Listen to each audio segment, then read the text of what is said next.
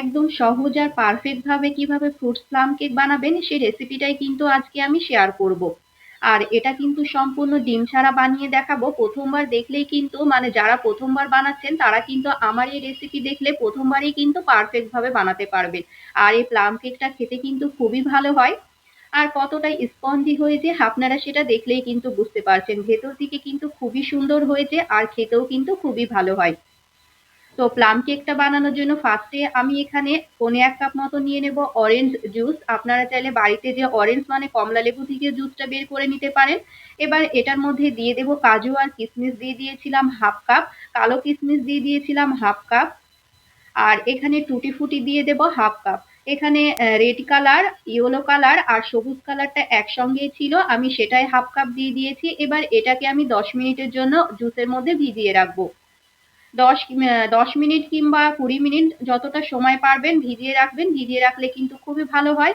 এবার আমি ক্যারামেলটা রেডি করে নেব। নিয়ে নিলাম 1 কাপ চিনি। ক্যারামেল বানানো তো খুবই সহজ। চিনিটা দেওয়ার পরপরই গ্যাসের আঁচটা হাই ফ্লেমে রাখবেন। যখন দেখবেন চিনিটা পুরোপুরি গলে গিয়েছে এই পর্যায়ে কিন্তু গ্যাসের আঁচটা মিডিয়াম টু লো ফ্লেম করে দেবেন। হাই ফ্লেমে রাখলে কিন্তু ক্যারামেলটা পুড়ে যাবে, কেকটা খেতে ভালো লাগবে না, তিতো হয়ে যাবে। এবার অনবরত নেড়ে চেড়ে নিয়ে গ্যাসের আঁচটা লো ফ্লেমে রেখে একটা সুন্দর কালার না আসা পর্যন্ত কিন্তু ক্যারামেলটা রেডি করে নিতে হবে। এই তো খুব সুন্দর একটা কালার চলে এসেছে। এবার এটার মধ্যে দিয়ে দেব 1/2 কাপ পানি। 1/2 কাপ পানি দিলে কিন্তু এটা জমাট বেঁধে যাবে না, সেই কারণে ক্যারামেলটা যখনই রেডি হয়ে যাবে 1/2 কাপ পানি দিয়ে গ্যাসটা কিন্তু বন্ধ করে দিতে হবে। এই তো ক্যারামেল কিন্তু আমার রেডি হয়ে গিয়েছে, এটাকে এক সাইডে রেখে দেব। এভাবে করলে কিন্তু ক্যারামেলটা জমে যাবে না, একদম পারফেক্ট হয়ে থাকবে। এবার আমি কেকের ব্যাটারটা রেডি করে নেব। এখানে নিয়ে নিলাম 1/4 কাপ লিকুইড দুধ, এটা কিন্তু রুম টেম্পারেচারে থাকা দুধ, আর 1/2 কাপ দিয়ে দিলাম সাদা তেল। তেল কিংবা বাটার আপনারা যে যেটা দিতে পারেন, তবে আমি সাদা তেল দিয়েছিলাম 1/2 কাপ। দুধ আর সাদা তেলটাকে খুব ভালো মতো মিশিয়ে নিতে হবে। মেশানো হয়ে গেলে এবার আমি শুকনো উপকরণগুলো দিয়ে দেবো, সে কারণে শুকনো উপকরণগুলো দেওয়ার আগে অবশ্যই খুব ভালো মতো চেলে নেবেন। 1 কাপ দিয়ে দিলাম ময়দা। 1 কাপ কিংবা 1 কাপের একটু বেশি ময়দাটা দিতে পারেন। 3 থেকে 4 টেবিল চামচ, মানে ওই 4 টেবিল চামচ দিয়েছিলাম গুঁড়ো দুধ। আর এটা শুকনো উপকরণ দেওয়ার আগে কিন্তু এভাবে চেলে নিতে হবে, তাহলে কিন্তু কেকটা খুব সফট হবে। এই তো খুব ভালো মতো করে কিন্তু আমি চেলে নিয়েছি ময়দার গুঁড়ো দুধটাকে। আর এটার মধ্যে দিয়ে দেব লবঙ্গ, এলাচ, দারুচিনিকে আমি একটু টেলে নিয়ে ভেজে নিয়েছিলাম, সেই গরম মশলাটাই দিয়ে দিলাম। গরম মশলাটা দিলে কিন্তু সুন্দর একটা ফ্লেভার আসে, প্লাম কেকটা খেতে ভালো লাগে। তো সমস্ত কিছুকে খুব ভালো মতো মিশিয়ে নিতে হবে। দেখুন আমি কিন্তু খুব সুন্দর মতো করে মিশিয়ে নিয়েছি, আর এই পর্যায়ে এটা একটু শক্তই থাকবে। এবার এটার মধ্যে যে আমি ক্যারামেলটা রেডি রেখেছিলাম সেটাই দিয়ে দেব। ক্যারামেলটা ঠান্ডা হয়ে যাওয়ার পর দেবেন, আমি কিন্তু আগে ক্যারামেলটা রেডি রেখেছিলাম সে কারণে ঠান্ডা হয়ে গিয়েছে।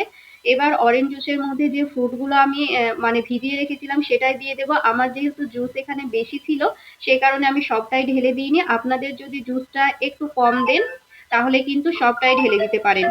শুধু আমি ফ্রুটস গুলো দিয়ে মানে অরেঞ্জ জুসটা সাইডে রেখেছিলাম, পরবর্তীতে লাগলে কিন্তু সেটা দিয়ে দেব। এবার সমস্ত কিছুকে খুব ভালো মতো মিশিয়ে নিতে হবে, খুব সুন্দর মতো করে মিশিয়ে নিতে হবে। এই তো খুব সুন্দর মতো করে কিন্তু আমার মেশানো হয়ে গিয়েছে। একদম লাস্ট পর্যায়ে মানে বেক করার আগ মুহূর্তে দিয়ে দেবেন। এখানে কিন্তু আমি দিয়েছিলাম 1 টেবিল চামচ বেকিং পাউডার, 1/2 টেবিল চামচ বেকিং সোডা। আর হ্যাঁ, আমি কিন্তু অল্প একটু ভ্যানিলা এসেন্স দিয়েছিলাম, সেটা স্কিপ হয়ে গিয়েছে। মানে ওই 1 টেবিল চামচ ভ্যানিলা এসেন্স দিয়েছিলাম। 1 চিমটি পরিমাণ লবণ দিয়ে দিলাম। এবার সমস্ত কিছুকে খুব ভালো মতো মিশিয়ে নিতে হবে, খুব সুন্দর মতো করে মিশিয়ে নেবেন। এখানে চামচ কিংবা হ্যান্ড উইক্স দিয়েও আপনারা মিশিয়ে নিতে পারেন।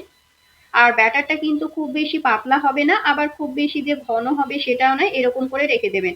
এবার কেক টিনের মধ্যে আমি কিছুটা তেল ব্রাশ করে নিয়ে একটা পেপার বিছিয়ে নিয়েছিলাম। এবার সমস্ত ব্যাটারটা দিয়ে একটু ট্যাপ করে নেব। ভেতরে যে কোনো লাম্পস থাকলে সেটা খুব ভালো মতো সেট হয়ে যাবে। অল্প একটু ট্যাপ করে নিয়েছি। এখানে আমি আগে থেকে একটা কড়াইকে ফ্রি হিট করে নিয়েছিলাম, গ্যাসের আঁচটা হাই ফ্লেম করে দিয়ে 5 মিনিট আমি ফ্রি হিট করে নিয়েছি। একটা স্ট্যান্ডের ওপর বসিয়ে দিয়ে মুখটা বন্ধ করে দিয়ে মানে ঢাকা দিয়ে গ্যাসের আঁচটা লো ফ্লেমে রেখে দেব 35 থেকে 40 মিনিট। 40 মিনিটে কিন্তু এই প্লাম কেকটা একদম পারফেক্টলি রেডি হয়ে যায়। 15 থেকে 20 মিনিট পর দেখবেন ওপরটা যখন অনেকটাই সেট হয়ে আসবে, ওপর থেকে কিছুটা আমি ড্রাই ফ্রুট দিয়ে দেবো।